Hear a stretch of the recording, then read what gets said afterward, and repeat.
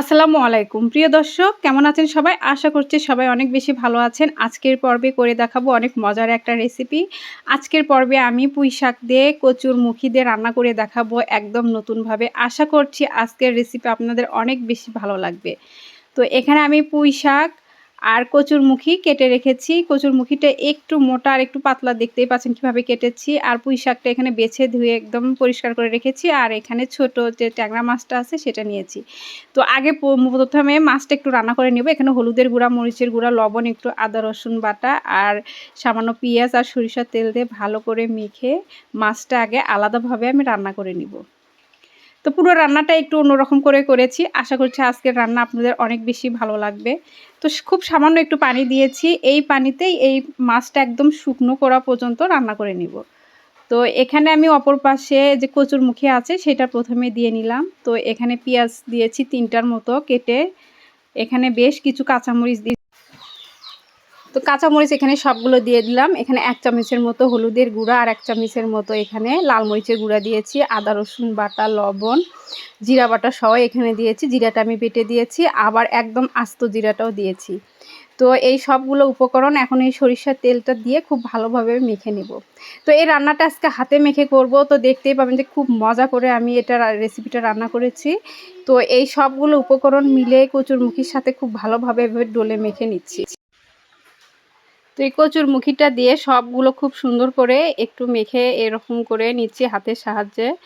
তো এভাবে কিন্তু মেখে একদম সুন্দর করে একটু সময় নিয়ে মাখতে হয়, তাহলে কিন্তু এই রেসিপিটা খেতেও অনেক মজা লাগে। তো সবগুলোই এভাবে আমি মেখে নিচ্ছি। তো এখন যে আমি পুঁই শাকটা কেটে ধুয়ে বেছে রেখেছিলাম, সেই পুঁই শাকটা এখন এর মধ্যে আমি দিয়ে দিব। তো সবগুলো একটু একটু করে দিয়ে মেখে নেব।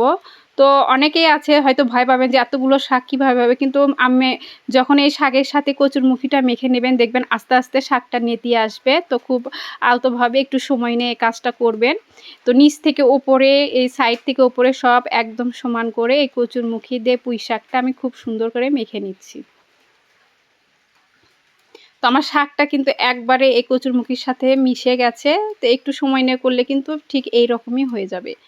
তো পানিটা দেখেন কি রকম দিয়েছি আমি, শাক থেকেও পানি বের হয়েছে খুব সামান্য, একদম হাত ধোয়া যে পানিটা, হাফ কাপেরও কম এরকম পানি দিয়েছি। যেহেতু এটা রান্নার সময় আপনার পানি বের হবে, আর এখানে আমি কোনো পানি ব্যবহার করব না। এই পানিতেই আমি পুরো রান্নাটা করে নিব। তো দেখতেই পাচ্ছেন যে আমার এই শাকের ভিতরে বলক চলে আসছে, আর অনেকটা পানি কিন্তু এর ভিতরে উঠে আসছে। এই পানিটা শুকিয়ে যাওয়া পর্যন্ত আমি রান্না করে নেব। আর এপাশে যে ট্যাংরা মাছটা আমি আলাদাভাবে রান্না করে নিয়েছিলাম, তো সেইটা এখন এর মধ্যে আমি শাকের মধ্যে ঢেলে দিচ্ছি। তো এই শাকের সাথে মাছটা খুব ভালোভাবে মিশিয়ে নিয়েছি। তো মাছটা যেহেতু আগে থেকে আমি রান্না করে নিয়েছি, তো এখানে কিন্তু শাকের সাথে খুব ভালোভাবে এটা একদম মিশে যাবে। আর এই শাকের ভিতরে যে পানিটা বের হয়েছে, পানিটা একদম শুকিয়ে যাওয়া পর্যন্ত এটা আমি রান্না করব। তো হাতে মেখে এভাবে কিন্তু শাক আপনি কচুরমুখী দিয়ে রান্না করলে খুবই মজা লাগে। তো এ পর্যায়ে কিন্তু আমি ঢেকে দিয়েছিলাম। আমার রান্নাটা প্রায় অর্ধেক হয়ে গেছে। তো এখন কিন্তু আর এখানে কোনো কিছুই হাতুড়ি বা কোনো কিছু ব্যবহার করা যাবে না। এভাবে ২ পাশে হাত দিয়ে এরকম ঝাঁকিয়ে দিতে হবে। কারণ এ পর্যায়ে এসে যদি আপনারা হাতুড়ি ব্যবহার করেন, তাহলে কিন্তু কচুরমুখীগুলো ভেঙে যাবে। তো আলতো করে এভাবে ২ পাশে ধরে ঝাঁকিয়ে নিতে হবে। তো আমার রান্নাটা কিন্তু একদম হয়ে গেছে। একটু আমি সামান্য ঝোল রেখেছি, ঝোলটাও কিন্তু শুকিয়ে গেছে। তো একদম পরিবেশন করে দেখাচ্ছি যে এটা কি রকম হয়েছে দেখতে।